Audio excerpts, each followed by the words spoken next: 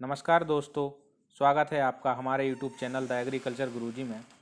मैं रवि बघेल आज आप लोगों के लिए लेकर आया हूं मॉक टेस्ट 12 जो कि आपके नेशनल सीड कॉरपोरेशन एग्ज़ाम के लिए बहुत ही इम्पोर्टेंट है। तो इसमें हमने एग्रोनॉमी के जो हैं 40 क्वेश्चन डाले हुए हैं। बेसिक एग्रोनॉमी के क्वेश्चन पूछे गए हैं। इसमें ज़्यादा टफ भी नहीं है। जिस तरह के क्वेश्चन आपको नेशनल सीड कॉरपोरेशन में पूछे जाएंगे वही क्वेश्चन हमने यहाँ पर डाले हुए हैं। तो चलिए दोस्तों देखते हैं क्या क्या क्वेश्चन है हमारे पास। पहला क्वेश्चन है हमारे पास, इन वैदिक period the people largely depended on. जो वैदिक काल के जो लोग थे वो सबसे ज़्यादा किस पर आश्रित थे, किस पर डिपेंड थे। ऑप्शन है यहाँ पर हमारे पास agriculture and cattle rearing, trade, textile या फिर नन ऑफ दीज। तो इसका आंसर हो जाएगा यहाँ पर एग्रीकल्चर एंड कैटल रियरिंग। अगला क्वेश्चन है हमारे पास, introduced the tobacco cultivation in India. जो हमारा जो टोबैको कल्टीवेशन है वो कहाँ से इंट्रोड्यूस हुआ या फिर जो टोबैको का उत्पत्ति स्थान है वो कहाँ पर है। ऑप्शन है हमारे पास पोर्टुगीज, पर्शियन, जापानीज़ या फिर चाइनीज़। तो इसका आंसर हो जाएगा यहाँ पर पोर्टुगीज। अगला क्वेश्चन हमारे पास है, the leaf area per unit land area is known as. जो हमारा लीफ एरिया होता है पर यूनिट का लैंड का, उसे हम क्या कहते हैं। ऑप्शन है यहाँ पर हमारे पास LAR, LAD, LAI और LER। तो इसका आंसर हो जाएगा यहाँ पर LAI। लीफ एरिया इंडेक्स होता है इसका फुल फॉर्म। LAI का फुल फॉर्म जो होता है वो लीफ एरिया इंडेक्स होता है। आगे देखते हैं, Krishi Pandit is a title awarded every year by. जो हमारा कृषि पंडित अवार्ड है ये किसके द्वारा प्रतिवर्ष दिया जाता है। ऑप्शन है हमारे पास ICAR, president of India, IARI या फिर FAO। तो इसका आंसर हो जाएगा यहाँ पर ICAR। जो हमारा कृषि पंडित अवार्ड है वो ICAR के द्वारा प्रतिवर्ष दिया जाता है। आगे देखते हैं, zero tillage system was first use successfully in 1950 in pasture renovation in. Option है हमारे पास Germany, Japan, UK and USA।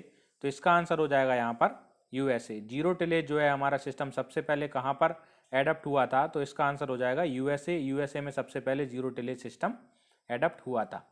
आगे देखते हैं, an implement used for secondary tillage. इनमें से कौन सा इम्प्लीमेंट है जो कि हम सेकेंडरी टिलेज में उपयोग में लाते हैं। ऑप्शन है यहाँ पर इंटर कल्टीवेटर, देसी प्लाऊ, स्पैड या फिर सीड ड्रिल। तो इसका आंसर हो जाएगा यहाँ पर इंटर कल्टीवेटर। आगे देखते हैं, in a desi plough the shoe is attached to. यहाँ पर अटैच्ड की स्पेलिंग थोड़ी गलत हो गई है, डबल टी आएगा। ऑप्शन है यहाँ पर हमारे beam, share, body and yoke. तो इसका आंसर हो जाएगा यहाँ पर दोस्तों बॉडी। जो देसी प्लाऊ का जो शू होता है वो बॉडी से अटैच होता है। आगे देखते हैं, which of the following is not a primary tillage practice. Primary tillage में हम कौन सी प्रैक्टिस को फॉलो नहीं करते हैं या कौन सी प्रैक्टिस नहीं करते हैं। ऑप्शन है यहाँ पर हमारे ploughing, planking, harrowing and weeding.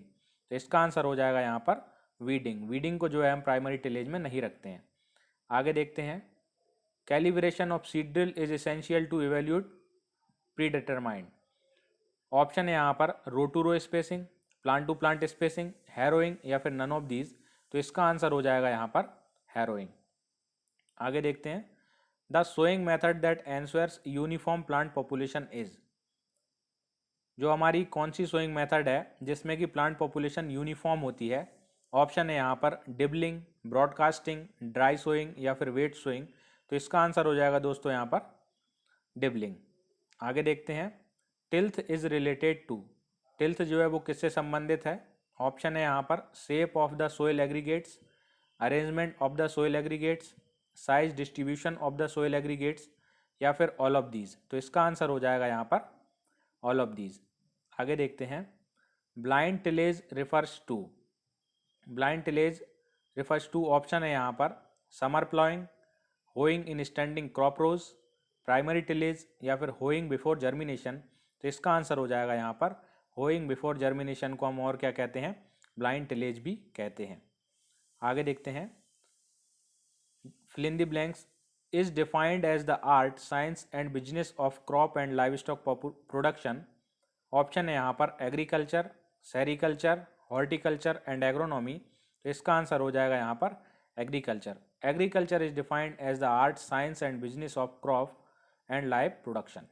आगे देखते हैं, according to the modern concept the major function of inter row tillage is. जो हमारा मॉडर्न कंसेप्ट है उसके अनुसार इंटर रो टिलेज का मेजर फंक्शन क्या है। ऑप्शन है हमारे पास moisture conservation through soil mulching, improved soil aeration, improved soil granulation, या फिर moisture conservation through bead destruction. तो इसका आंसर हो जाएगा यहाँ पर moisture conservation through soil mulching. आगे देखते हैं।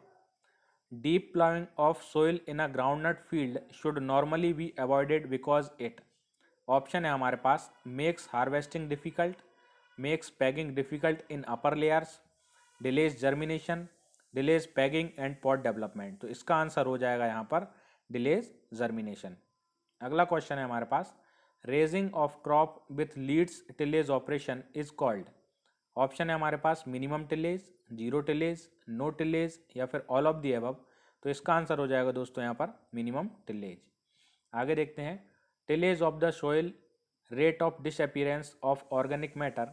ऑप्शन है यहाँ पर रिड्यूसेस, इंक्रीजेज, मेंटेन्स, या फिर हैज़ नो इफेक्ट।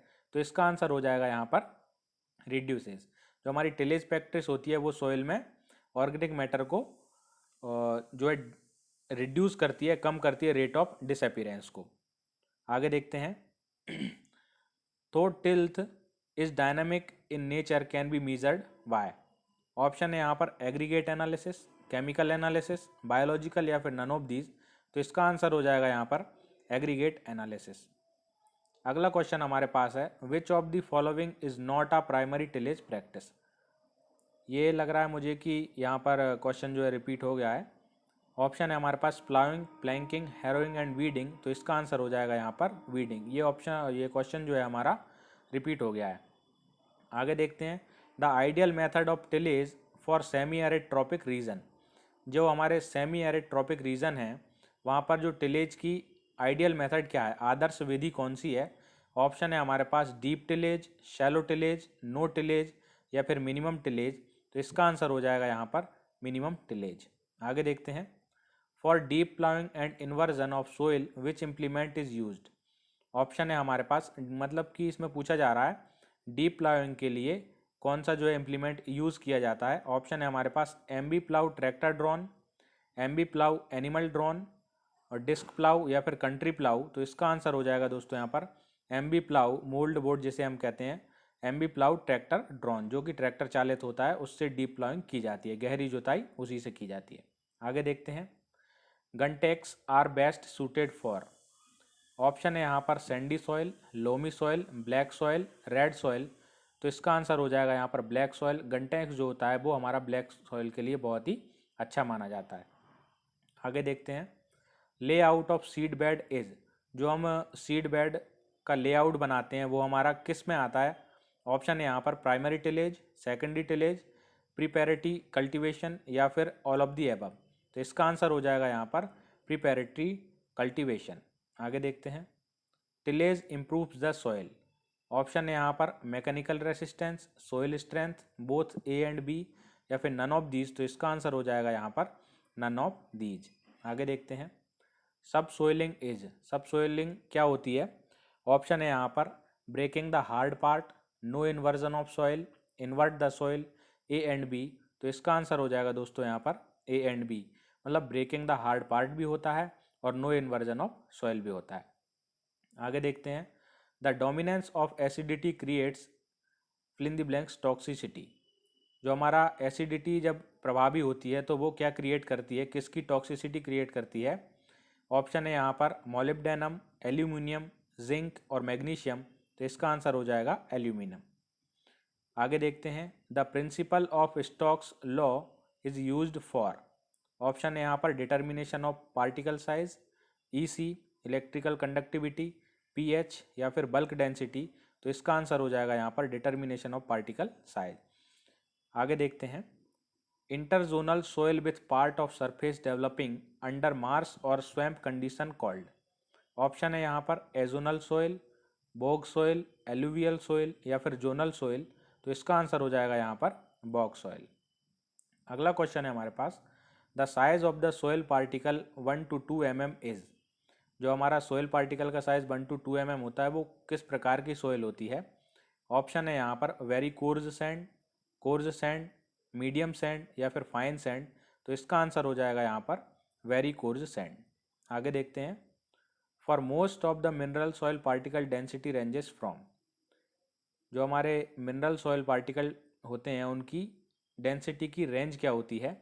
ऑप्शन है यहाँ पर 1.6 to 1.9 mg metre cube, 2.123 mg प्रति मीटर क्यूब, 2.5 से 3.1 मिलीग्राम प्रति मीटर क्यूब या फिर 2.6 to 2.75 milligram per metre cube. तो इसका आंसर हो जाएगा यहाँ पर 2.6 to 2.75 milligram per metre cube. आगे देखते हैं, CaCO3 is used to improve soil condition of, जो हमारा कैल्शियम कार्बोनेट होता है वो हम किस सॉइल की कंडीशन को इम्प्रूव करने के लिए यूज़ करते हैं। ऑप्शन है यहाँ पर saline soil, alkali soil, saline alkali soil या फिर वाटर लॉग्ड सॉइल। तो इसका आंसर हो जाएगा यहाँ पर वाटर लॉग्ड सॉइल। आगे देखते हैं, inherent capacity of soil to supply nutrients in balanced form is called.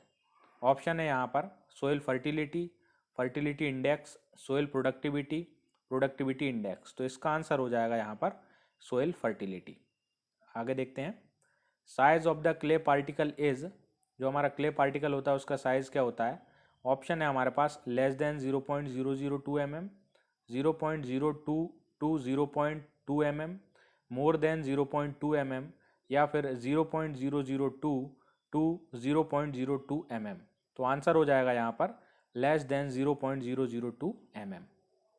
आगे देखते हैं, in water logged soil increases the availability of, जो हमारी वाटर लॉग्ड सॉइल होती हैं उनमें किसकी अवेलेबिलिटी ज़्यादा होती है, इंक्रीज हो जाती है, बढ़ जाती है। ऑप्शन है हमारे पास iron and manganese, boron, zinc and calcium. तो इसका आंसर हो जाएगा यहाँ पर iron and manganese. Waterlogged soil में आयरन और मैग्नीज की अधिकता हो जाती है। आगे देखते हैं, the mineralogical composition of feldspar is, जो हमारा फेल्सपार है उसका मिनरलॉजिकल कंपोजिशन क्या है। ऑप्शन है हमारे पास Na7Fe59, Na38 Fe12, Na4 and Fe20, Na10 Fe12। तो यहाँ पर Na जो है वो हमारा सोडियम है और Fe जो है आयरन है।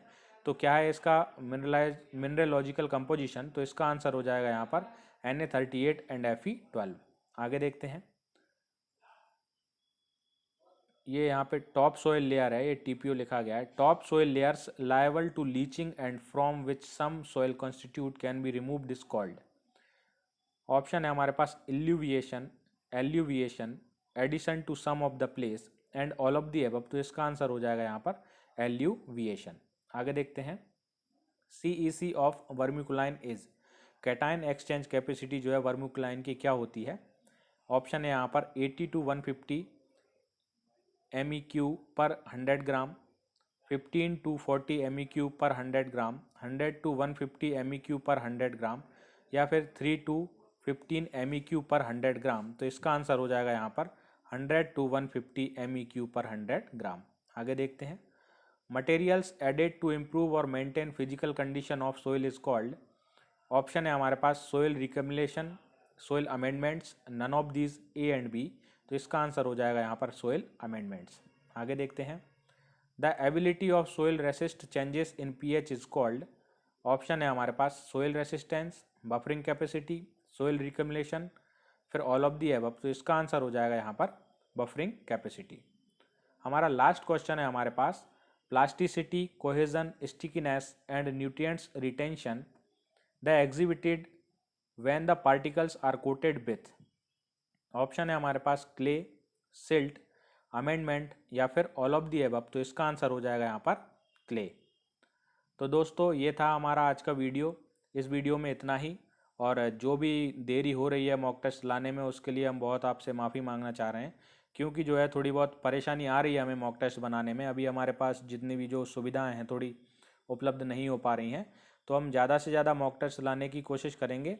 और इस वीडियो से रिलेटेड आपको कोई भी डाउट हो तो आप हमें कमेंट में ज़रूर बताएं, और ये भी हमें ज़रूर बताएं कि ये वीडियो आपको कैसा लगा, और लाइक ज़रूर करें हमारी वीडियो को, और कमेंट में ज़रूर लिखा करें कि वीडियो आपको कैसी लगी है। यदि आपको वीडियो पसंद नहीं आ रही है तो हमें डिसलाइक करके बताएं कि हाँ वीडियो, तो जिसमें कि हम सुधार कर सकें। और आपके जो कमेंट हैं उन्हीं से हमें मोटिवेशन मिलता है, ये मैं बार बार आपसे बोल रहा हूँ। तो कमेंट ज़रूर किया करें। बहुत सारे व्यूज़ हो जाते हैं लेकिन फिर भी हमें लाइक वगैरह बहुत कम मिलते हैं, तो हमें ऐसा लगता है कि शायद आप सेटिस्फाइड नहीं हैं। तो कमेंट में हमें लिखें कि आपको वीडियो अच्छी लगी या फिर बुरी लगी, जो भी है आप हमें कमेंट में बताएं। उसके हिसाब से हम हमारी वीडियो क्वालिटी या वीडियो बनाने का तरीका है और क्वेश्चंस जो है इम्प्रूव करेंगे। इस वीडियो को देखने के लिए आपका बहुत बहुत धन्यवाद। जय हिंद, जय भारत।